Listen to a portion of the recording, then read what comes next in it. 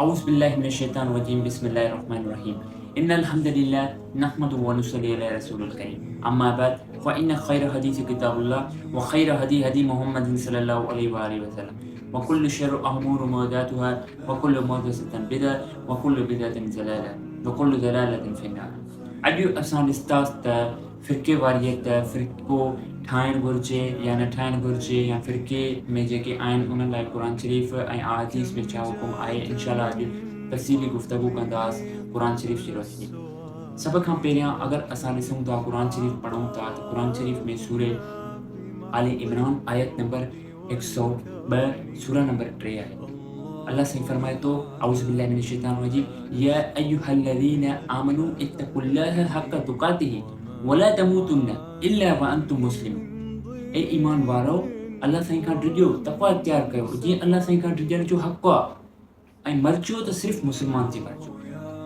ऐं उन खां बाद में क़ुर शरीफ़ जी सूरे आले इमरान सूरा नंबर 3 आयत नंबर 103 आहे वअतसिमू बिहब्लिल्लाहि जमीअन वला तफ़र्रक़ू। ऐं सॼा मिली करे अल्लाह साईं जी रसी खे मज़बूती सां पकड़ियो ऐं फ़िरके में न थियो।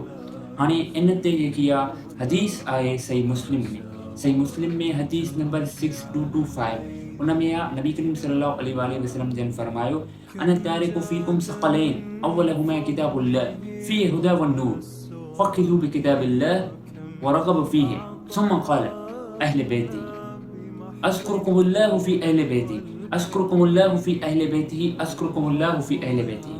नबी साईं फरमायो त मां तव्हां में ॿ शयूं छॾे थो वञां, हिकु किताबुल्लाह, इन में हिदायत आहे, इन में नूर आहे, इन खे पकड़ियो, अगरि इन खे न पकड़ंदव त गुमराह थी वेंदव। ऐं उन खां बाद में अहले बैत जे मामले में मां तव्हांखे अल्लाह साईं यादि थो ॾियारायां, अहले बैत जे बारे में। हाणे असांखे छा करिणो आहे, क़ुर शरीफ़ ऐं अहले बैत खे ॾिसणो आहे। उन खां बाद में सही मुस्लिम में हदीस आहे 6228 अहदहुमा किताबुल्लाह अज़्ज़ व जल हुआ हब्लुल्लाह। नबी साईं फरमायो त किताब जेको क़ुर शरीफ़ आहे उहो अल्लाह साईं जी रसी आहे। हाणे इहा आहे हदीस हब्लुल्लाह वअतसिमू बिहब्लिल्लाहि जमीअन वला तफ़र्रक़ू। उन जी जेकी आहे हदीस असांखे मिली वई सही मुस्लिम में। उन खां बाद में सूरे आले इमरान आयत नंबर 105 अल्लाह साईं फरमाए तो वला तकूनू कल्लज़ीना तफ़र्रक़ू वख़्तलफ़ू मिन बअदि मा जाअहुम बय्यिनात। अल्लाह साईं फरमाए तो त उन्हनि वांगुरु न थी जो जेके फ़िरके में थी विया ऐं इख़्तिलाफ़ कयूं रोशन दलाइल अचण खां पोइ बि। मतिलबु केरु हुया इहे यहूदी क्रिश्चियन्स नसरानी जेके बि हुया, उन्हनि वांगुरु असांखे फ़िरके में नाहे थियणो ऐं इख़्तिलाफ़ नाहे करिणो। उन खां बाद में ॾिसो तव्हां ॾिठो त क़ुर शरीफ़ में फ़िरके वारियत जेकी आहे मना थियल। उन खां बाद में अगरि तव्हां पढ़ंदो सूरे आले इमरान, मां तव्हांखे मिसाल ॾियां थो। अॼु असां चवंदा आहियूं त हे जेको फ़िरको आहे उहो नबी साईं जी सुन्नत ते आहे, हे जेको आहे नबी साईं वारो आहे, हे जेको आहे नबी साईं जे नज़दीक आहे, क्लोज़ आहे, ऐं हर को जेको आहे पंहिंजे पाण खे जेको आहे चवंदो आहे मां सही आहे। उन ते हिकिड़ो मां मिसाल ॾींदुमि। सूरे आले इमरान जी आयत आहे, सूरे आले इमरान जी आयत नंबर 67 नंबर ते आयत आहे। अल्लाह साईं फरमाए थो त यहूदी बि चवंदा हुया असां इब्राहिमी आहियूं, ऐं ईसाई बि चवंदा हुया असां इब्राहिमी आहियूं, नसरानी चवंदा असां इब्राहिमी आहियूं। अल्लाह साईं चवे थो मां कान इब्राहीम यहूदिय्यन वला नसरानी। न, हज़रत इब्राहिम अलैहिस्सलाम न यहूदी हुयो न नसरानी हुयो, उहो त सिर्फ़ु हिकु टुटी करे अल्लाह साईं जो थी वियो, ऐं उहो मुस्लमान हुयो ऐं उहो मुशरिकनि मां न हुयो। हाणे पाण खे बि इहा फिट करणु खपे पंहिंजे पाण ते। छा नबी साईं जेको आहे हनफ़ी मालिकी शाफ़ी हम्बली ऐं अहले हदीस शिया इहे हुया नबी साईं जा हिकिड़ो मुस्लमान हुया, ऐं नबी साईं जे साहबी छा हुया, इहे हुया नबी, उहे बि मुस्लमान हुया। उन खां बाद में जेको आहे क़ुर शरीफ़ जी आयत सूरे आले अल अनाम में आयत नंबर 1599 इन्नल्लज़ीना फ़र्रक़ू दीनहुम व क़ालू शिया लस्त मिनहुम फ़ी शैइन।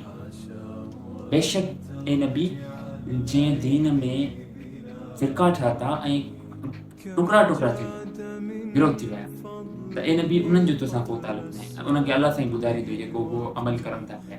तावील ख़ासि जे एतबार सां त यहूदी नसरानियुनि जे हिसाब सां हुयो, लेकिन ॾिसो जॾहिं उन्हनि खे अल्लाह साईं चवे थो त नबी साईं सां उन्हनि जो तालुक़ न आहे त असांजो मतिलबु कीअं हो थींदो।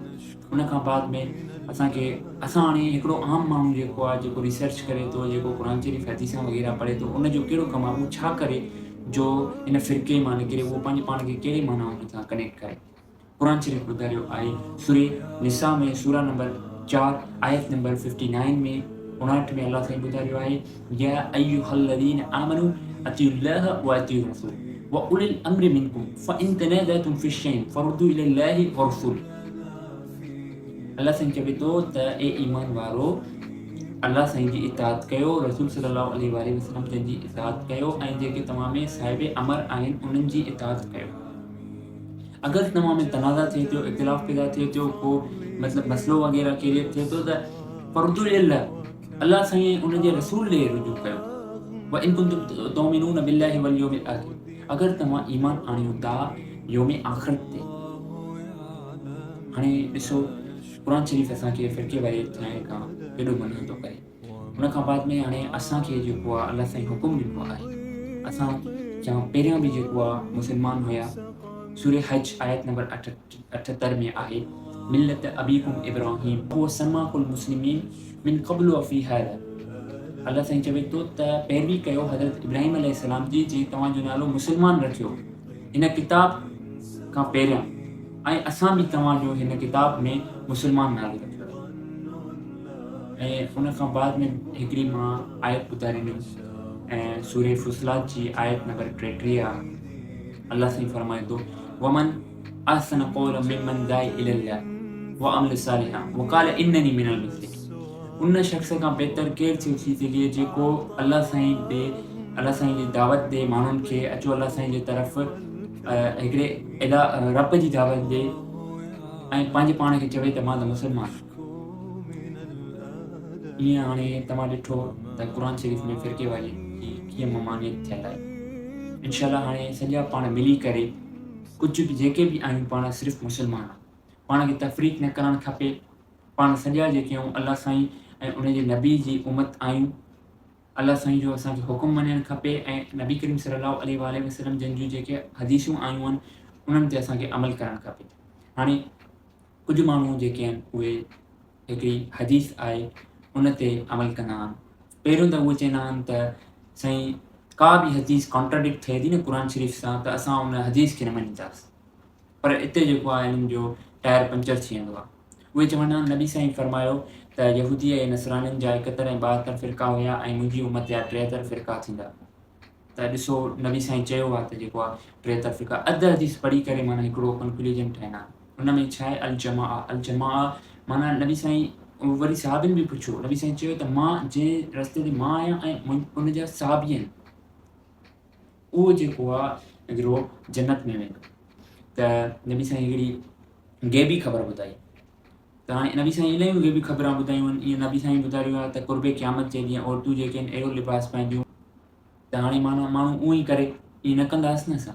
इन जे करे नबी साईं ॾिॼारियो हुयो त ईअं न कजो, पर असां जेके आहियूं उहे कयूं था। हाणे असांजो कमु आहे त असां सॼी उमत मुतहद थी करे नबी साईं ऐं अल्लाह साईं जो हुकुम मञूं ऐं फ़िरके वारीअ जी लानत खां बचूं।